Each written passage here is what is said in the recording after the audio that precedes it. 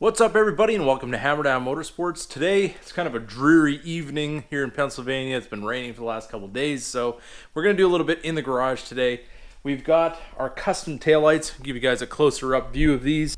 We've got these custom taillights made by Westy Speed Shop. These are just the factory lights, and he actually masked all this off and did some automotive paint on here in gloss black. And it looks really, really nice. And it's actually become one of my favorite things that we've done to the car so far aesthetically. And later on, we're actually going to be doing inside here as well in a matte finish. So these are going to be a custom taillight. I didn't really want to go with the ones that GM had because everybody kind of has them. So these are something very unique, very different, and that's kind of what I wanted to go for with this car.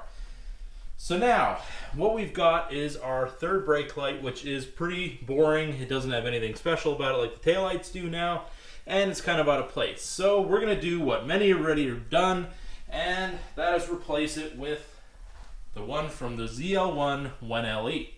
So what we're going to do is just do a quick install on this because we have a car show to go to tomorrow, and I wanted to have a little bit of an addition for everybody at the show. So we're going to give you the quickest, easiest way to do this, and we're going to get started. Alright, a couple of things you're going to need for this install is a couple of interior tools. This one here is actually pretty fancy. It slips underneath the little Christmas tree clips, and you're able to just kind of move them off without having trouble with prying against things or whatever. But this is your standard prying tool. These are all just cheap ones from Amazon. You can get them pretty readily. And you need a T15 torque socket to remove. There's 4 screws on the back that hold retainers. We're going to take the 2 inner ones off. And a lot like Lethal Camaro did it. And actually I had a shout out to Lethal Camaro for the third brake light because he was the one that hooked me up with that. So let's open it up and get this all torn apart. So we're going to try this tool for the first time, and seeing how it's got these little indents, I don't know that I'm going to be able to use that one. But this tool here looks like it might be a good fit. Just want to kind of get underneath and just lightly pry until the plastic releases and these clips come off fairly easily.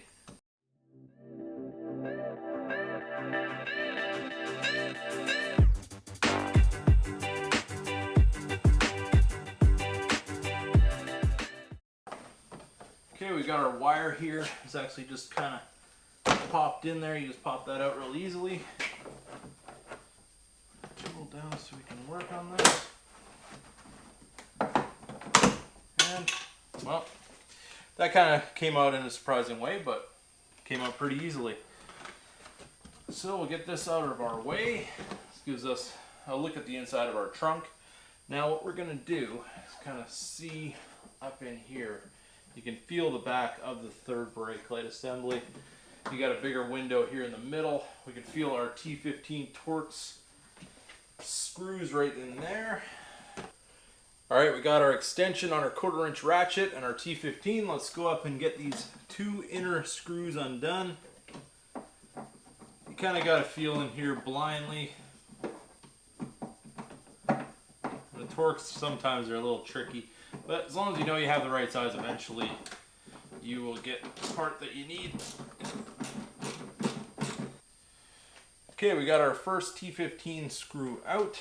The screw just itself came out, the clip did not. But you just give a little push on it and the clip comes out as well.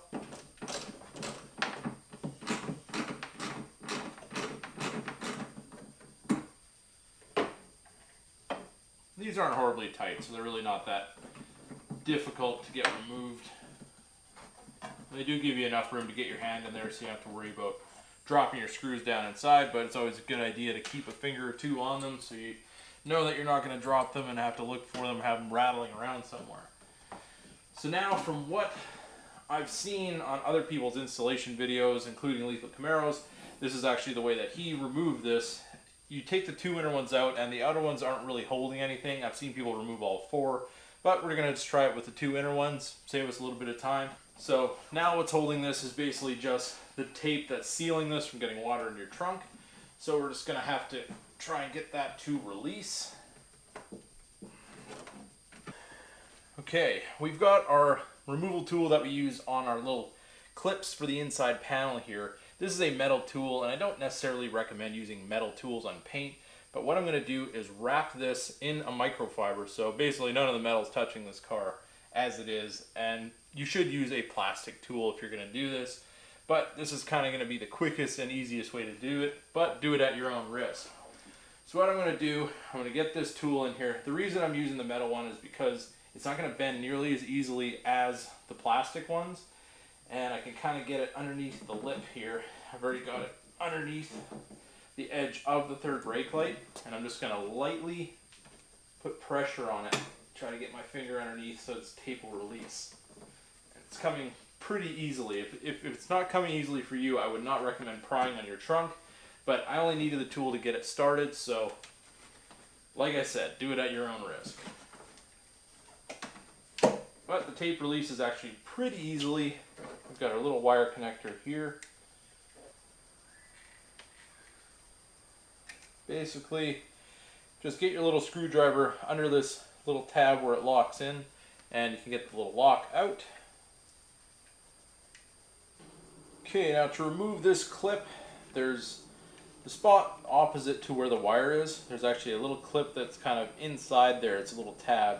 Just push in on that a little bit, and it comes out just like that. You can see the barb is on this side opposite the wire, and that just kind of clips in on that side of the light.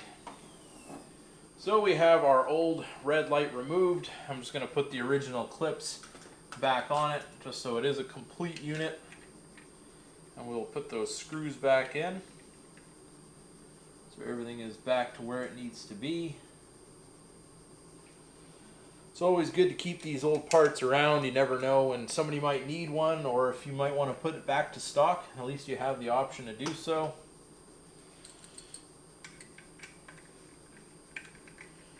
And I kind of keep all my stock stuff in one place so I know where to find it if I ever do need it.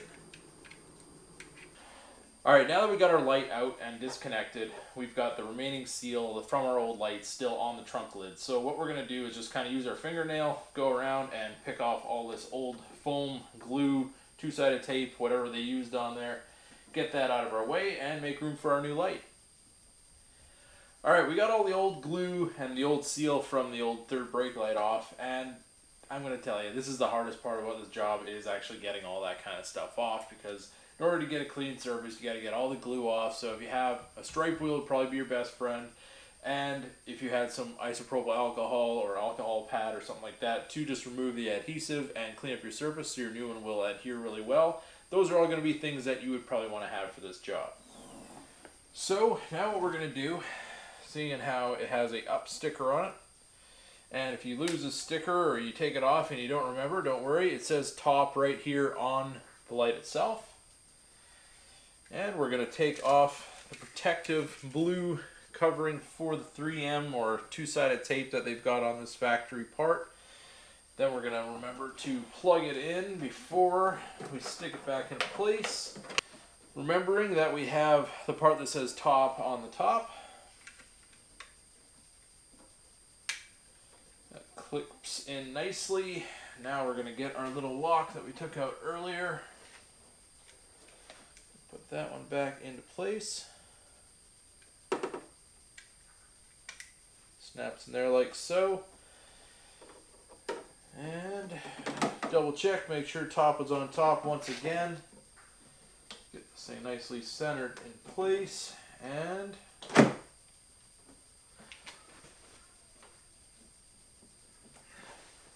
give it some steady pressure for maybe 30 seconds or so, just to make sure that the two-sided tape is everywhere it needs to be and has nice contact. Because of the 3M tape or the two-sided tape ends up not sticking to the metal, you can sometimes get dirt up in there and eventually end up having a leak in your trunk. Not like we really drive these in the rain too much, but sometimes it happens, and you want to make sure you have a nice tight seal on there. Okay, I think that's going to do it for that, and wow, that is a big difference. I'll give you guys a close-up of this in a minute. We're just going to put our interior panel back on our trunk lid, and we should be all done with this install. And this install is complete. Oh yeah.